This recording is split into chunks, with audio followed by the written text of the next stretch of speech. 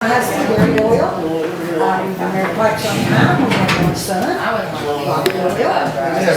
They're south of Preston County. And I have a son by my first marriage, Jerry, on the road. And he lives about 5 miles from me, so I'm very fortunate. I have my family close by. Nice, always training. You're welcome. Good meeting you. You gotta study your Ben. Marietta. I think everybody knows me. I'm Marietta Harrison. I live out on Beaver Creek. I was in DC for 32 years. And I retired and came home.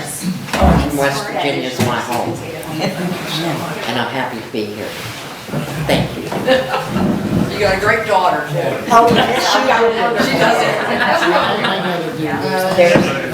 She's a great sneak. I can know she does. She puts herself out. My name is Jim Gum. I live in Cary, Ohio, in the northwestern part of Ohio. The main reason I came back was to tour the history of here about the Marble Championship at Huntersville High School back in 1951 and 52. I taught him everything that he knew, and I still did it. I bet you can't now. No, he can take it now. I gave him my best marbles, so see that. Oh, that's what it is. Yeah, you lost all your marbles, right? So you Here's another trivia question I came up with on about Jimmy. There's a couple people here. Anybody know what his profession was for He was a barber. barber, right? We had a nice conversation. Yeah. Go ahead, dear. Oh, I'm Judy Dean. I live close to Marietta out on Beaver Creek and have for many years. Retired from City National Bank after 32 years, and that's where I am. That's who I am. One of you two want to talk for the other one? Well, we were invited to help Marietta with some things for the reunion. We've had a lot of fun for the last 2 or 3 months. Other visitors? Oh, this is my niece, Sherry, and her husband, Tim. My only sister's child. Okay. Oh, I'm Tina. I'm Marietta's daughter, and from Martinsburg. And Lillian is her. Yep, she's outside. Lillian's my little mini me. Well, she's not mini me, and she's taller than I am. But yeah. Okay. Thank you for all that. I want to get down to my special guest. It looks like people are getting tired and start to believe. No. I think you're good. No, you're fine. You're fine. We just had to, that person. Yeah. Well, Walker had the lead, so no, you're good. And several of them are helping along. Yeah, he's got to be hooked up with his car and stuff. So Yeah, it's fine. well, look at this next person right here. You know, 1964 grad, right? Is that right? 1964.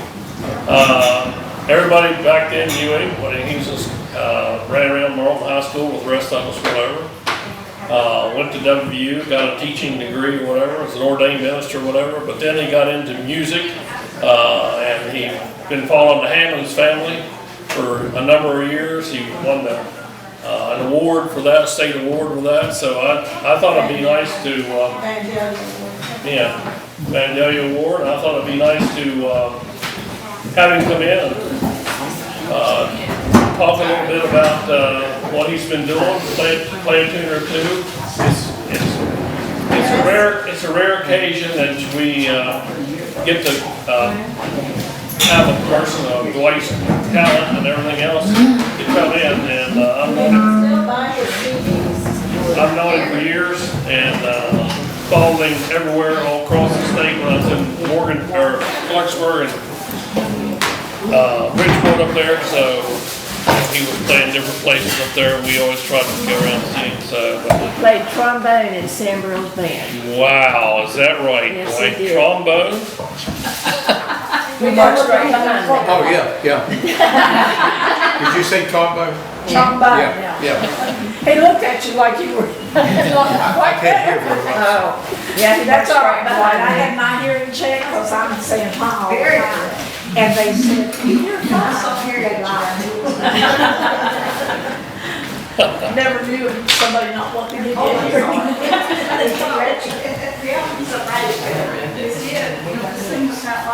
So anyway, I'll leave it up to Dwight to get started here. Explain one thing, what's the difference between a claw hammer banjo and a regular banjo? You know, it's how you play it. Claw hammer banjo and regular banjo, I've never understood that, so. Okay. Hey Bernie, we appreciate everything you do, all kidding aside about the marbles and everybody else that helped organize. We know there's a lot of work that went into it, we appreciate it. I don't know who all Marietta, You know, Mario's bunch has done well, so. we appreciate that, really. I know you went to a lot of work to do that, to send all that out. I appreciate it. Thank you very much.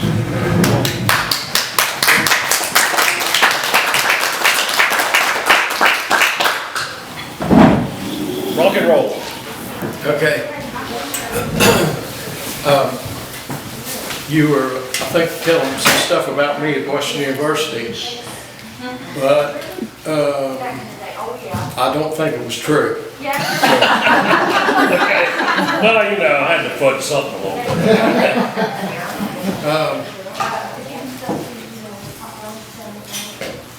Bernie had asked me to, because I was connected with the Hammonds family, and that's what was going on downtown this afternoon, is the music.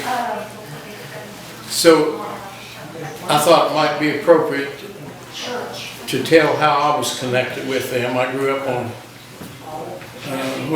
I actually grew up in 6 different families here in Pocahontas County. Woodell's, because my mother hated me, and she dumped me off in Ada, Woodell's. So she raised me, but other people raised me. So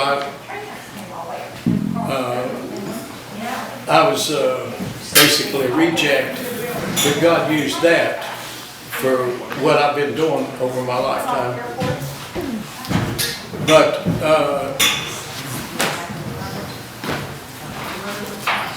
I don't know where to start because I don't have very much time, so I'll just mention I was in the... You thought somebody was freaking along behind you.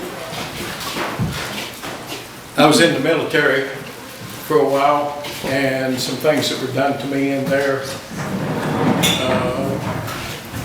I was put out of the military. I came home, and I was just in shreds. And I grew up in the county, as I said, there were 6 different Woodell girls, and so they all raised me. So I was raised at Cass and Green Bank and the beer joint in Hillsboro and in town Marlington and Jericho Road. So, but nobody wanted me around because whenever you're got a real bad mental illness, that people don't want you around because they don't know what to do with you. And when I came out of before I went in the military, I wanted to learn to play the banjo. And so when I came out, first person I was around was Hamp Carpenter down Poker Flats, down below Buckeye. And he was playing the beer joint up here with Rob Scott up to Miss Kittner up on the hill.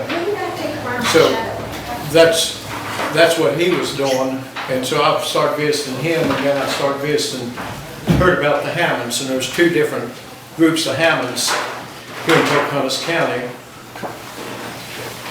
But the Hammonds were people who were marginalized.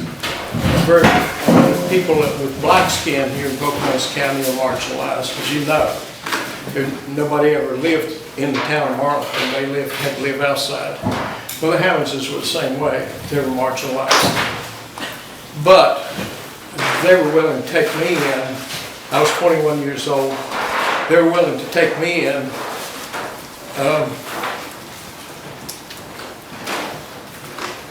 I didn't lie to them. So I was more of a grandson. And so when they came in here, they came in from Kentucky. They were in Kentucky when Daniel Boone, Simon Kenton, and all those people were in Kentucky.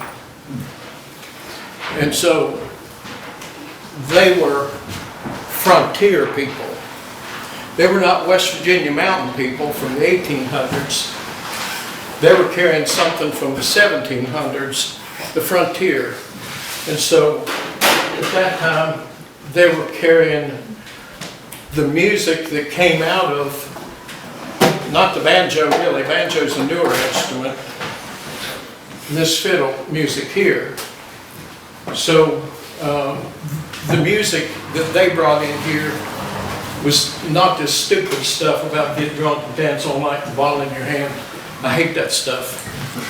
The Hammonds' music is so complex. I mean complex, that nobody outside of here, West Virginia, has the dialect that they can play the Hammonds' music. It's so complex. People who are professional violinists, they can't touch it. They don't have a clue about it because it has to come from here, their music. And so I've been teaching now. I started teaching in '71. So I've been teaching now for 51 years. And my students have come from 5 continents. From Australia, New Zealand. I've had people from Japan in here, across Canada, Europe, and Africa. Haven't had anybody from South America, or of course Antarctica, but the Hammonds' music is so powerful